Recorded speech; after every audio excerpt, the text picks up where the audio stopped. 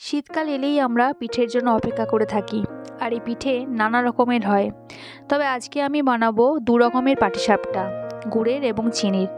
আর সঙ্গে থাকছে কিছু ট্রিক্স, যার জন্য আপনারা এটা খুব সহজেই এবং তাড়াতাড়ি পিঠেটা বানিয়ে ফেলতে পারবেন। আর সঙ্গে পাটিসাপটার ক্ষীরের পুরটাও বানিয়ে দেখাবো।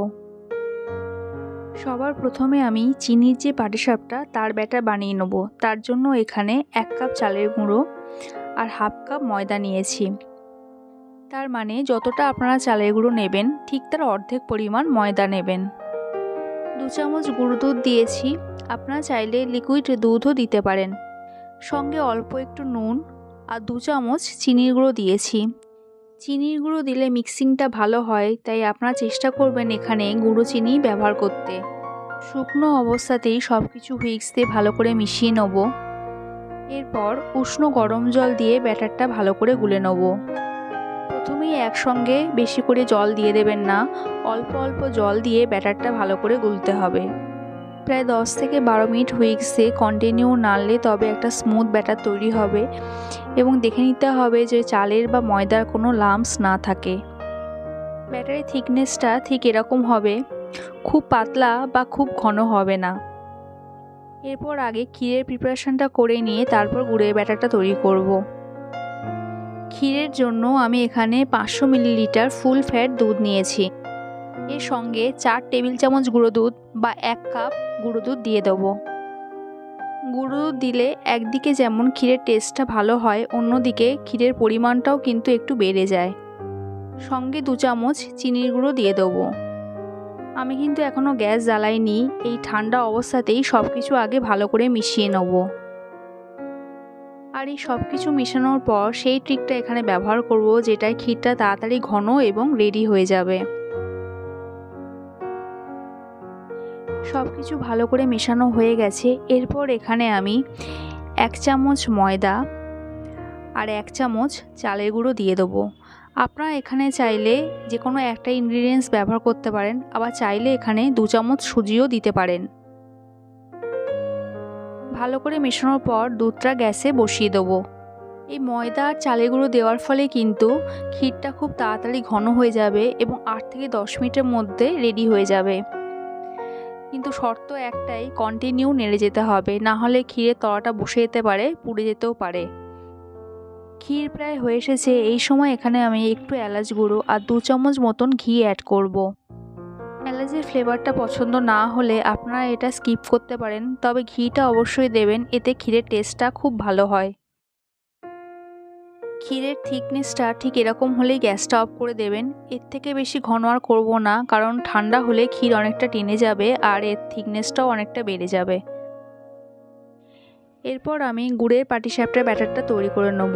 ঠিক আগের মতনই 1 কাপ চালের গুঁড়ো, হাফ কাপ ময়দা, একটু নুন, 2 চামচ গুঁড়ো দুধ আর 1 চামচ চিনি দেবো। যেহেতু এই ব্যাটারে আমি গুড় ব্যবহার করব, তাই চিনির গুঁড়োটা অল্পই দেবো।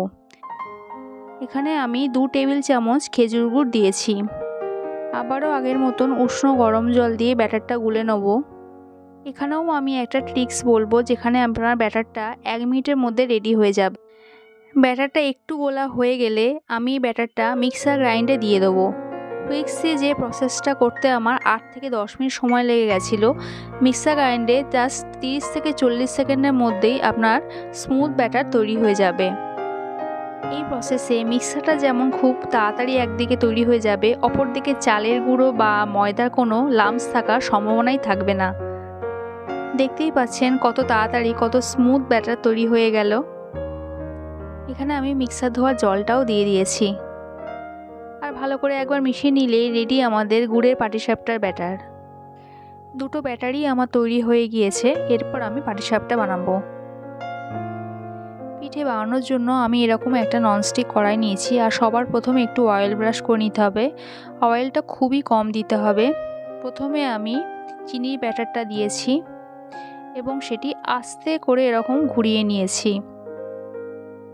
গ্যাসের ফ্লেমটা কিন্তু একদম লো থাকবে।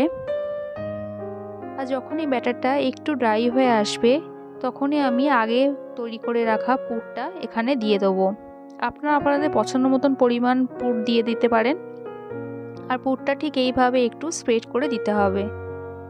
দেখতেই পাচ্ছেন পুরটা ঠিক যতটা নরম অবস্থায় নামিয়েছিলাম ঠান্ডা হওয়ার পর ঠিক ততটাই সেট হয়ে গেছে।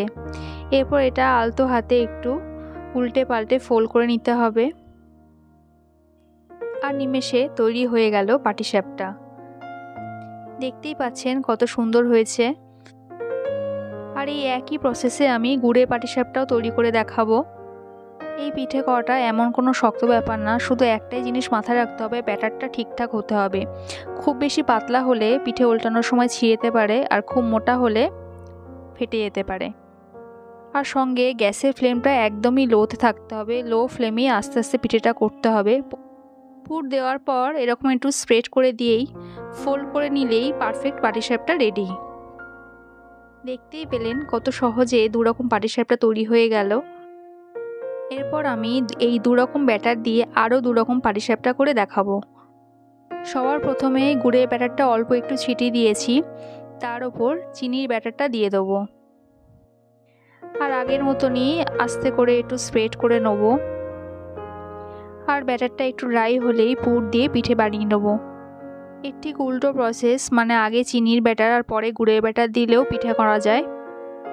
দেখতেই পাচ্ছেন কেমন সাদার ওপর লাল প্রিন্ট পাটিসাপটা তৈরি হয়ে গেছে। উল্টো প্রসেসে লালের ওপর এরকম সাদা প্রিন্ট পাটিসাপটা তৈরি হয়ে যাবে।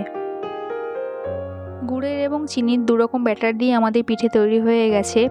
1 কাপ চালের গুঁড়ো দিয়ে 10 থেকে 12টা পিঠে তৈরি করা যাবে। দেখতেই পাচ্ছেন পাটিসাপটা কতই নরম হয়েছে। ভেতরের ক্ষীরের পুরটাও কিন্তু ইয়ামি আর টেস্টি হয়েছে।